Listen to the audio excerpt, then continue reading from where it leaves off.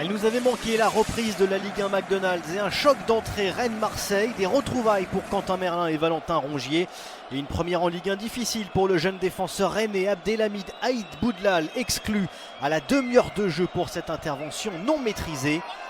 Un tournant forcément, l'OM domine, 72% de possession de balle, 12 corners, 24 tirs, mais seulement 2 cadrés. Témoin de la difficulté pour Marseille de se montrer dangereux, avec en prime un manque de réussite criant. Les hommes de Roberto De Zerbi touchent les montants à 2 reprises.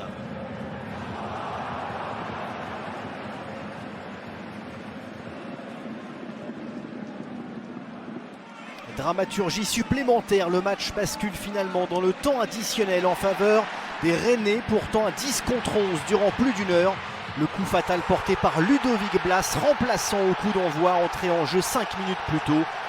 Le coup est parfait pour les hommes d'Habib Bey, courageux, qui s'impose 1-0 à domicile. Et déjà un premier couac pour d'ambitieux Marseillais qui n'auront pas su profiter de leur supériorité numérique.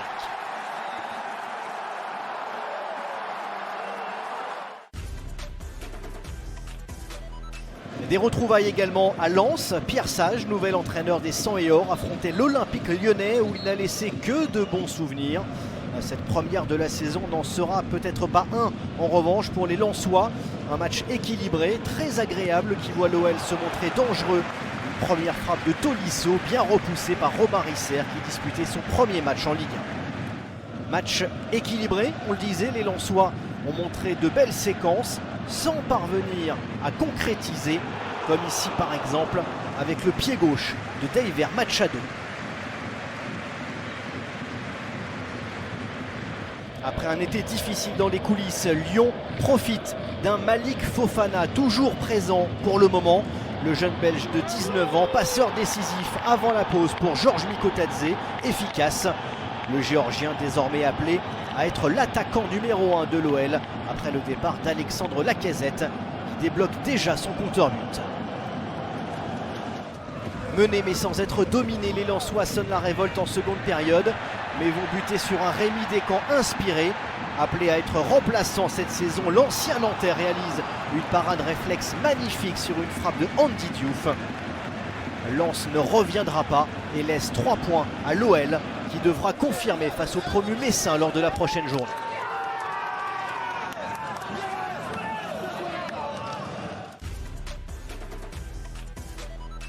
Paul Pogba en mode vintage à Louis II, le champion du monde français a rejoint le Rocher cet été, mais il faudra être patient pour le voir fouler les pelouses de Ligue 1. Sur le terrain, ce Monaco-Le Havre promettait un duel déséquilibré sur le papier entre des Monégasques européens et des Havrais sauvés à l'ultime seconde la saison dernière.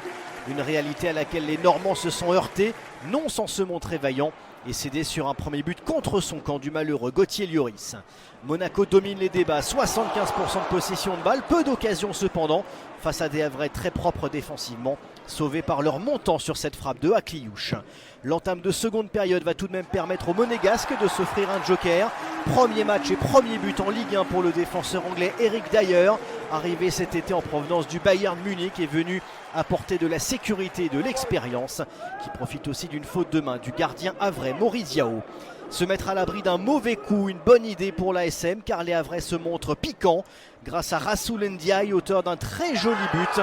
Le milieu de terrain sénégalais redonne espoir aux siens et fera quelque peu douter les Monégasques.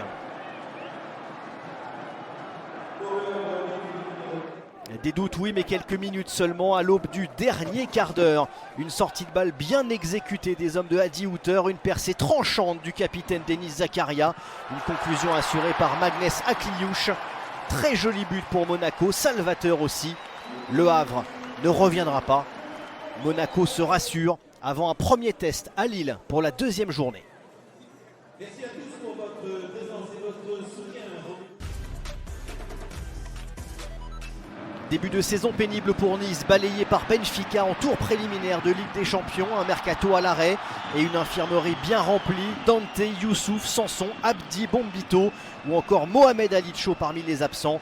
Et les Aiglons qui jouent aussi à se faire peur sur une remise presque anodine. Yvan Diouf est tout proche de prendre le premier but gag de cette saison. Une action témoin de la grande fébrilité niçoise sur cette entame de saison, mais Toulouse n'est pas en reste de son côté. Des absents notamment au milieu de terrain, Caceres suspendu, Vincent Siro toujours sur le départ. Le TFC s'adapte et s'en remet aussi à Guillaume Rest, auteur d'une superbe parade sur la frappe de Hicham Boudaoui.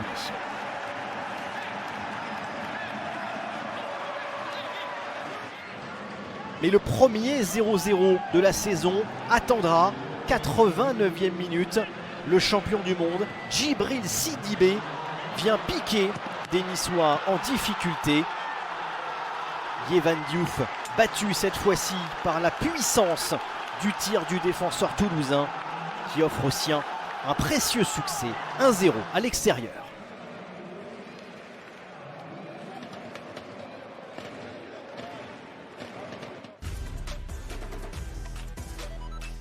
Le premier match popcorn de cette saison de Ligue 1, ce Brest-Lille marquait le retour d'Olivier Giroud dans notre championnat. Retour gagnant pour le champion du monde qui fêtera ses 39 ans en septembre prochain, mais dont l'instinct de buteur est toujours présent. Superbe but sur un service de Félix Correa. Brest balbutie son football, Lille domine et en profite. Peu avant la demi-heure de jeu, un bon pressing de Hakon Haraldsson, payant après une mésentente entre Magnetti et Chardonnay. Sanction immédiate, Majecki est battu pour la deuxième fois de l'après-midi, 2-0 pour le LOSC.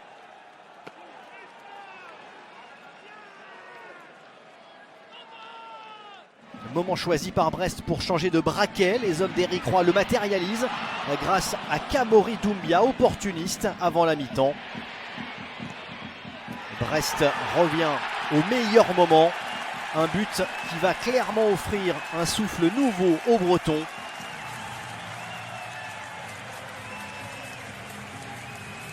Les hommes d'Éric Roy seront tout proches d'ailleurs de le matérialiser avec une égalisation juste avant la pause.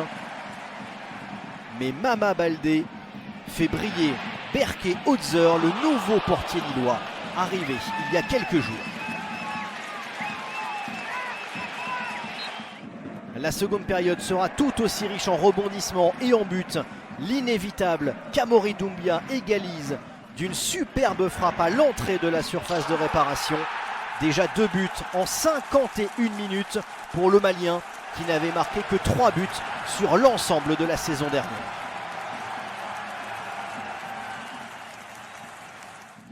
Vient ensuite le moment quiproquo de la seconde période. Un but de Mouko pour Lille sur un corner. Les Brestois, eux, s'arrêtent de jouer après avoir vu le drapeau de l'arbitre assistant se lever, pensant que le ballon était sorti de l'aire de jeu avant de revenir. Le VAR, de son côté, vérifie une potentielle main inexistante. Le but est validé, mais une réserve sera déposée dans la foulée par le capitaine brestois, Brendan Chardonnay. Brest et Lille se rendent coup pour coup et le défenseur Julien Le Cardinal, d'un joli geste d'attaquant, permet aux Brestois d'égaliser dans le dernier quart d'heure.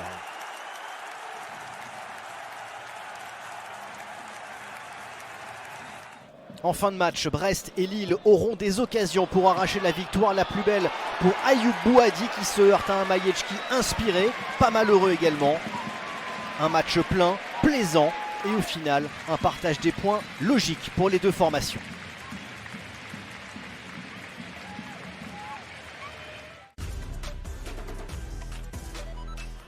Pour son retour en Ligue 1, Metz recevait Strasbourg pour un match toujours bouillant. Le promu s'est longtemps accroché dans cette partie, mais difficile d'exister avec seulement 2 tirs, aucun cadré en 90 minutes. Les Strasbourgeois se sont eux montrés patients, à défaut d'être convaincants, portés par un Félix Le Maréchal dans tous les bons coups alsaciens.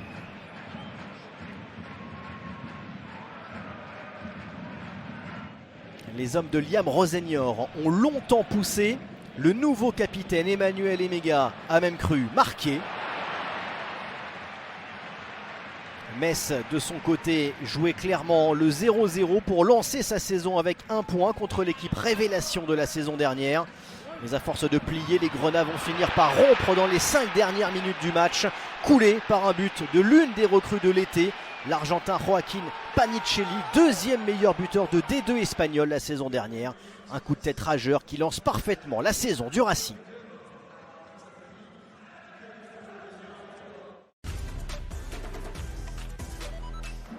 Un deuxième club parisien en Ligue 1, pendant longtemps un fantasme, aujourd'hui une réalité. Le Paris FC étrenait ses galons de promu sur la pelouse d'Angers avec Maxime Lopez titulaire, tout comme Moses Simon, l'ancien Nantais.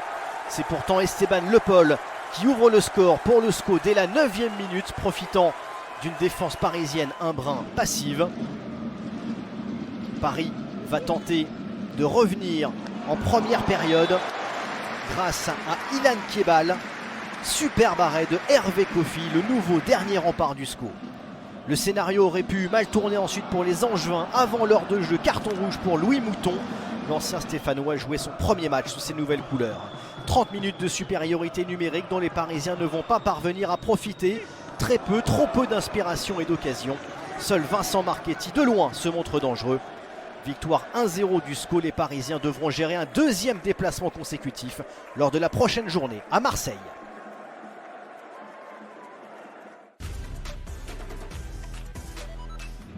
Autre promu, le FC Lorient de retour en Ligue 1 après une saison en Ligue 2. Les hommes d'Olivier Pantaloni ont livré une belle bataille dans un match agréable et équilibré à Auxerre.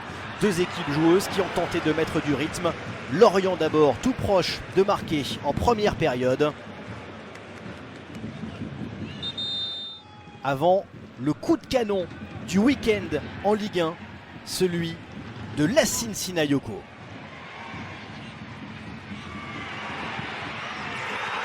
Superbe enchaînement, contrôle frappe sur laquelle Bingourou Kamara reste impuissant.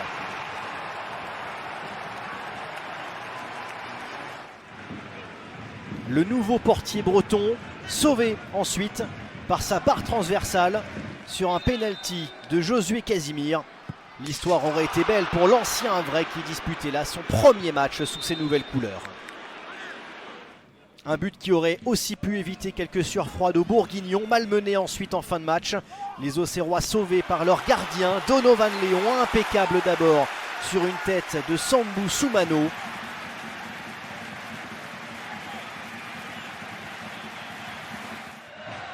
Puis, sur une dernière action lorientaise, un ultime cafouillage dans la surface de réparation. Et un superbe réflexe de Donovan Léon. Déjà excellent la saison dernière, le gardien auxerrois débute cette saison sur les mêmes standards et permet aux hommes de Christophe Pélissier d'assurer un premier succès cette saison à domicile.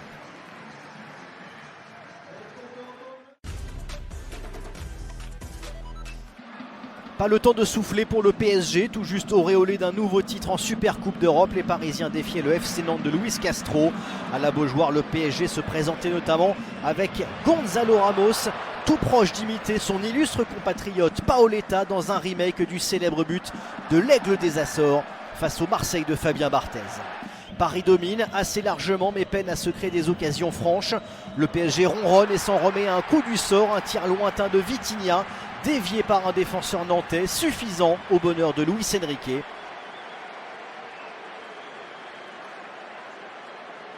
En fin de match, Paris aurait pu assurer un succès avec un peu plus de relief, mais Barcola manque de réussite. Sans être flamboyant, Paris assure l'essentiel pour cette première journée.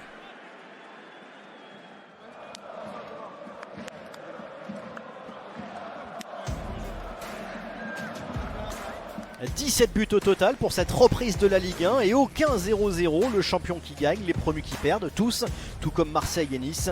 Victoire importante pour Lyon et Lens et un très beau 3-3 entre Brest et Lille.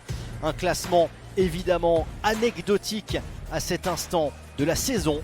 Pour la prochaine journée, un choc du dimanche soir entre Lille et Monaco, un derby breton entre Lorient et Rennes, mais aussi un tout neuf Marseille-Paris FC.